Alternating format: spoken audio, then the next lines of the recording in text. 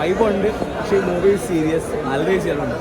സിനിമയ്ക്കുള്ളിലെ cinema എന്ന് പറയുമ്പോൾ നമ്മൾ കൂടുതലും ലൈക്ക് സിനിമയുടെ ഷൂട്ടിങ് ഇതൊക്കെ കാണിച്ചിട്ടുണ്ട്. പക്ഷേ ഇതിനകത്ത് ഒരു സൂപ്പർ സ്റ്റാർസിൻ്റെ അപ്സ് ആൻഡ് ഡൗൺ, ഒരു സൂപ്പർ സ്റ്റാർ ആളുടെ അപ്സ് ആൻഡ് ഡൗൺ ഇല്ല. ഡ്രൈവിംഗ് ലൈസൻസിൽ നമ്മൾ ട്രോളി പോലെ ഞാൻ ഇത് കുറച്ചുകൂടി ഡേവിഡ് പണിക്കർ എന്ന് പറഞ്ഞ ആക്ടറുടെ ലൈഫ് കാണിക്കുന്നത്. ഏതാണ് അധികം ട്രോളില്ല, കുറച്ച് ഇമോഷണൽ ഉണ്ട്. ആൻഡ് പെർഫോമൻസ് വൈസ് നന്നായി ചെയ്തിട്ടുണ്ട്. ടോവിനോ നന്നായി പെർഫോം ചെയ്തിട്ടുണ്ട്. അനുമേനുണ്ട് അതൊരു എക്സ്റ്റൻഡ് ക്യാമിയോ പോലെ. പുള്ളി ക്ലൈമാക്സ് ആയപ്പോൾ നല്ല റെസ്പോൺസ് ആയിരുന്നു, നല്ല പെർഫോമൻസ് ആയിരുന്നു. പിന്നെ സുരേഷ് കൃഷ്ണ, നമ്മൾ ഈ ലാൽ ജൂനിയറിൻ്റെ എല്ലാ പടത്തിലും ഡ്രൈവിംഗ് ലൈസൻസ് ആയാലും സുരേഷ് കൃഷ്ണ പ്രത്യേക വൈബായിരിക്കും. എടുത്തു പറയേണ്ട ഈ മൂവിയുടെ കോസ്റ്റ്യൂം ഡിസൈനിങ് ആണ്. എക്കാന്നെങ്ങാണ്ടാണ് പേര്, പൊളിച്ചിട്ടുണ്ട്. കാരണം ഭയങ്കര വൈബായിരുന്നു സ്ക്രീൻ കാണാൻ തന്നെ. അതായത് ഇതിൽ രണ്ട് ടോണാണ് ഈ പറഞ്ഞ പോലെ. സിനിമയ്ക്ക് വേണ്ടിയിട്ടൊരു അഭിനയം, ജീവിതത്തിൽ അയാൾ നേരിടുന്ന സിറ്റുവേഷൻസ് ഉണ്ടല്ലോ, ആ രണ്ടും ഇതിൽ തന്നെ നമുക്ക് ടോവിനെ കാണിച്ചു തരുന്നുണ്ടല്ലോ. ഇതിന് രണ്ടും കൂടിയുള്ള വ്യത്യാസം എന്താണ്?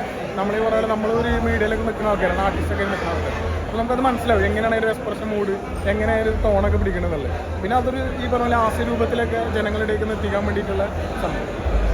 സിനിമയ്ക്കുള്ളിൽ സിനിമയാകുമ്പോഴത്തേക്ക് സിനിമയ്ക്കുള്ളിൽ ആക്ഷൻ കട്ട് എല്ലാം വരുന്നുണ്ട്. ഇതിൽ ആക്ഷൻ പറഞ്ഞു കഴിയുമ്പോൾ ടോവിനെ അഭിനയിക്കുന്ന കുറേ മൊമെൻറ്റ്സ് ഉണ്ട്, അതൊക്കെ അടിപൊളിയായിട്ടുണ്ട്.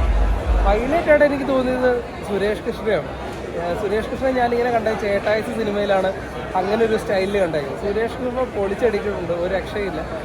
ഓവറോൾ ഒരു ലാൽ ജൂനിയർ ടീമിന്റെ ഒരു സിനിമയാണ് നടികർ എന്നുള്ളതിൽ ഒരു ഡൗട്ട്. പിന്നെ ഒരു രക്ഷയില്ലല്ലോ, ഓരോ കഥാപാത്രത്തിന് വ്യത്യസ്തം നിറഞ്ഞ ഒരു സീരിയസും ഒരു ഇമോഷണൽസും കോമഡിയും നിറഞ്ഞൊരു കഥാപാത്രമാണല്ലോ. കഥാപാത്രത്തെ ഉൾക്കൊണ്ടാണ് ടോവിനോ ചെയ്യുന്നത്. ഇതൊരു ഇൻസ്പിറേഷൻ ചിത്രമാണ്. ഒരു